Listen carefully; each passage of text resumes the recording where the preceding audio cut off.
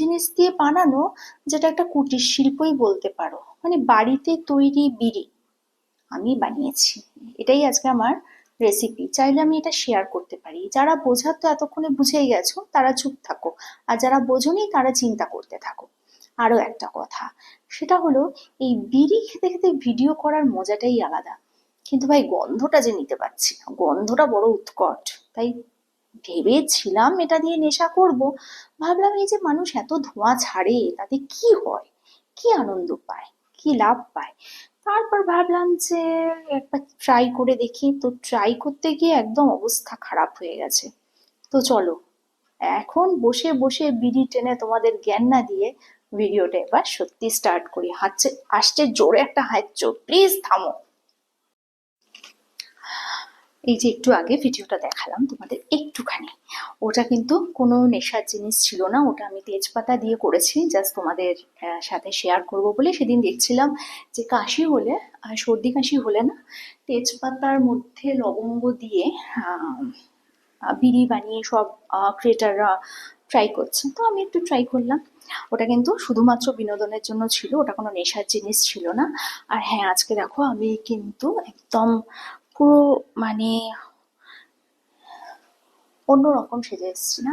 একটা দেখো, গলায় তুলসী কাঠের মালা, পরনে সাদা শাড়ি। না, সধবা নয়, বিধবা আছি। আহ, হতে পারিনি এখনো খিলাড়ি। তো এই যে বিধবাদের নিয়ে এত রকম সমালোচনা হয়, আমি মনে করি এটা না মনের ব্যাপার। যার মন যত উদার সে কিন্তু ততটাই বেশি অ্যাকসেপ্টেন্স দেয় আর কি। মানে তারা বলে যে না, কি আছে, বিধবা তো কি আছে ভাই, সাজগোজ সবকিছুরই অধিকার তার আছে। আহ দেখো একটা কথা বলি, আমি সবসময় বলি না আমি ভীষণ উদার আর আমার মনটা বড্ড বড়।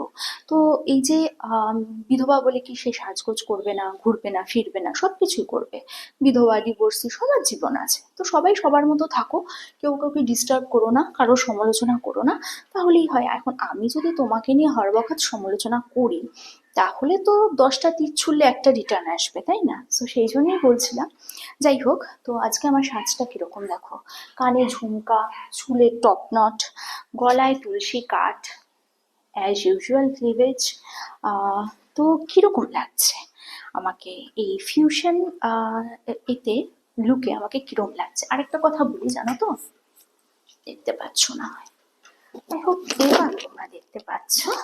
সো একটা কথা বলি তোমাদের, সেটা হলো যে সমালোচনা করলে কিন্তু সমালোচনা শুনতে হয়, জানো তো। মানে যদি আমি তোমার সমালোচনা করি, তাহলে তো তুমি ভাই আমার সমালোচনা করবে। আর যদি আমি তোমার সমালোচনা না করি, চেয়ারটা সরাচ্ছি, যদি আমি তোমার সমালোচনা না করি তাহলে তুমি আমারটা করবে না। আর সমালোচনাটা এরকম জিনিস না, সমালোচনা, সন্দেহ, শুচিবাইগিরি, এগুলো উত্তরোত্তর বৃদ্ধি পায়। দেখবে অনেক মহিলা আছে, সোনা তুমি কোথায় গেলে, অফিসে পৌঁছেছো, টিফিন খেয়েছো, কতবার টয়লেটে গেলে, সব কিছু বলতে হবে। এবং বাড়ি ফিরে আসার পর সোনার ফোনও চেক করবে। কিছু মেয়েদের কথা বলছি, সন্দেহবাতিকটা ইউজুয়ালি মেয়েদেরই বেশি হয়, ছেলেদের একটু কম হয়। শুচিবাইগিরির তো একচেটিয়া অধিকার মেয়েদের আর কি।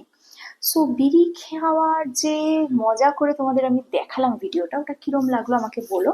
আর আমার সাজটা কিরম হয়েছে সেটা অবশ্যই জানিও। দেখো আমি কিরকম ভাবে আহ একটা ফিউশন লুক ক্রিয়েট করার চেষ্টা করছি, সেটা তোমাদের আরো একবার ফাইনালি দেখিয়ে দিই। সো দেখে নাও আমি কিভাবে ফিউশন লুক একটা ক্রিয়েট করার চেষ্টা করছি। আমি কিন্তু যে শাড়ি পরেছি, শাড়িতে কোনো পিন নেই। একটা জিনিস জানো তো, যে বলে না সমালোচনা যারা করে তাদের যেমন কোনো কন্টেন্ট লাগে না, মানে যা সমালোচনা করার টেন্ডেন্সি সে এক জায়গায় হলেই সমালোচনা। একটা ছোট্ট এক্সাম্পল তোমাদের দিই। ধরো আমার শত্রু ক, ঠিক আছে, এবার ধরো ক্ষয়ের বাড়িতে আমার আর কয়ের নিমন্ত্রণ। এবার আমি টেনশনে আছি, আরে ওকে বলেছে, ওকে বলেছে, গিয়েই আগে আমি প্রথম জিজ্ঞেস করব, এই ওকে বলেছো? যদি শুনি হ্যাঁ, কিলো কিলো কমপ্লেন তার নামে করব। আর যদি শুনি না, তাহলে